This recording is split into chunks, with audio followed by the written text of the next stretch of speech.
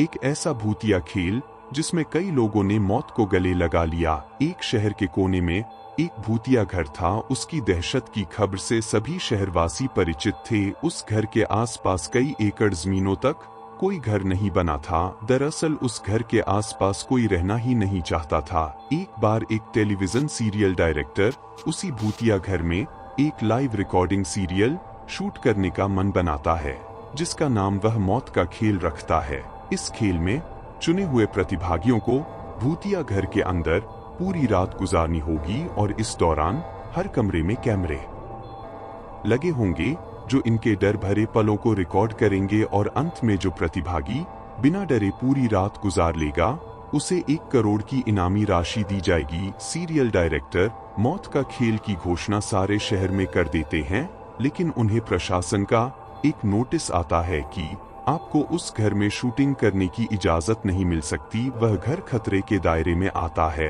Serial director बहुत नामी हस्ती था, इसलिए वह निजी तौर पर प्रतिभागियों की जिंदगी की सुरक्षा की गारंटी ले लेता है और कुछ शर्तों को लागू करने के बाद प्रशासन से उस भूतिया घर में सीरियल रिकॉर्ड करने की मंजूरी मिल जाती है, जिसके लिए उसे 2 गुने पैसे खर्च करने पड़ते हैं। प्रशासन की परमिशन मिलते ही पूरे शहर में मौत का खेल के पोस्टर चिपक जाते हैं। मौत का खेल शहर में होने वाला था, लेकिन लोगों में उत्साह से ज्यादा दहशत भरी हुई थी। पूरे शहर को यकीन था कि इस प्रोग्राम में हिस्सा लेने वाले लोग जिंदा नहीं बचेंगे, लेकिन ये दुनिया तरह तरह की इंसानों से भरी है। उस प्रोग्राम में इनाम की लालच में कुछ लोग हिस्सा लेने पहुंचते हैं। सभी प्रतिभागियों को उनके नंबर दिए जाते हैं और साथ ही उनके हाथ में एक इलेक्ट्रिक ब्रेसलेट बांधा जाता है। यदि उन्हें डर लगे तो वह उसमें लगी बटनों को दबाकर इस प्रोग्राम से बाहर आ सकते हैं। प्रतिभागियों में 12 लड़के और 3 लड़कियां होती हैं। दिन के समय ही बिल्डिंग के कमरों में कैमरे लगा दिए गए थे, क्योंकि रात को भूतिया आत्माएं उस बिल्डिंग के कमरों में दहशत का तांडव मचाती है और रात के समय अंदर जाने की हिम्मत बहुत कम लोग ही जुटा पाए थे। एक एक करके सभी प्रतिभागी अंदर चले जाते हैं। सभी अपने नंबर के हिसाब से अपने कमरे को चुनते हैं और अंदर जाते ही सभी को अंदर से ताला लगाकर चाबी बाहर फेंकनी होती है। दरवाजे का ताला इलेक्ट्रॉनिक बनाया गया था। उनके हाथ में लगे ब्रेसलेट के बटन दबाते ही वह ताला खुल सकता था, लेकिन यह बात उन्हें बताई नहीं गई थी। अगर किसी प्रतिभागी ने वह ताला खोला तो प्रतिभागी प्रतियोगिता से बाहर हो जाएगा, जो कि कैमरे की रिकॉर्डिंग में दिखाई देगा। सभी के कमरे में निर्देश देने के लिए स्पीकर लगाए गए थे।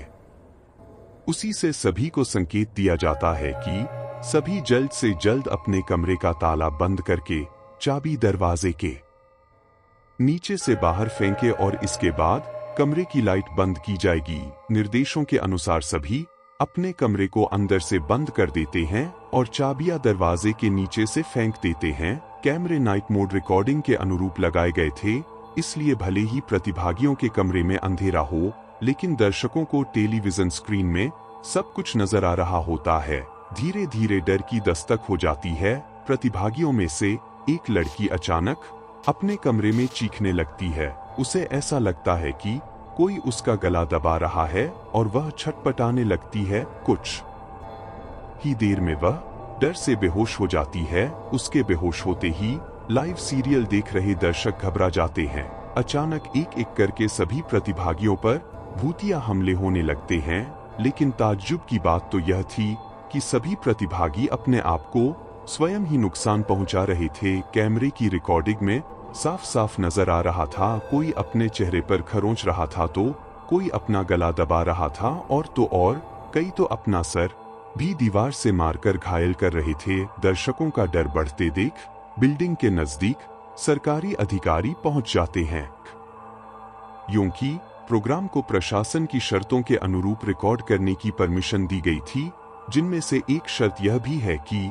यदि किसी प्रतिभागी को शूटिंग के दौरान मेडिकल की जरूरत पड़ेगी तो तुरंत डॉक्टर उपलब्ध करवाया जाएगा। और जब सभी प्रतिभागियों को लाइव रिकॉर्डिंग में चोट लगने लगती है तो सभी प्रोग्राम को रोकने की आवाज उठाने लगते हैं। रातों रात प्रशासन पर दबाव बढ़ जाता है।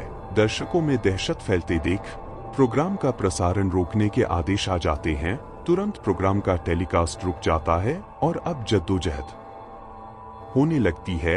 सभी प्रतिभागियों को बचाने की फायर ब्रिगेड की गाड़ी बिल्डिंग के बाहर पहुंचती है, लेकिन रात के समय उस भूतिया बिल्डिंग के अंदर जाने की हिम्मत फायर फाइटर्स की भी नहीं होती। सभी बाहर से खड़े होकर प्रतिभागियों की मौत का तमाशा देख रहे थे, क्योंकि सभी उस बिल्डिंग के खूनी इतिहास से अच्छी तरह वाकिफ थे। कमरे में लगे हुए स्पीकर की मदद से सीरियल का डायरेक्टर प्रतिभागियों को ब्रेसलेट का बटन दबाकर बाहर आने का निर्देश देता है, लेकिन किसी प्रतिभागी को स्पीकर से कोई आवाज सुनाई नहीं देती और न ही प्रतिभागी इतने कंट्रोल में थे कि वह ब्रेसलेट की बटन दबा सकें। देखते ही देखते सभी प्रतिभागी लाइव रिकॉर्डिंग में ही आत्महत्या कर लेते हैं, लेकिन सब जानते थे कि यह भूतों के द्वारा किया गया नरसंहार है। सुबह होते ही सबकी लाशें निकाली जाती है और सीरियल डायरेक्टर को भारी मुआवजे के साथ कई साल की जेल की सजा सुनाई जाती है और उस बिल्डिंग को हमेशा के लिए नो विजिट जोन घोषित कर दिया जाता है और इसी के साथ यह कहानी समाप्त हो जाती है।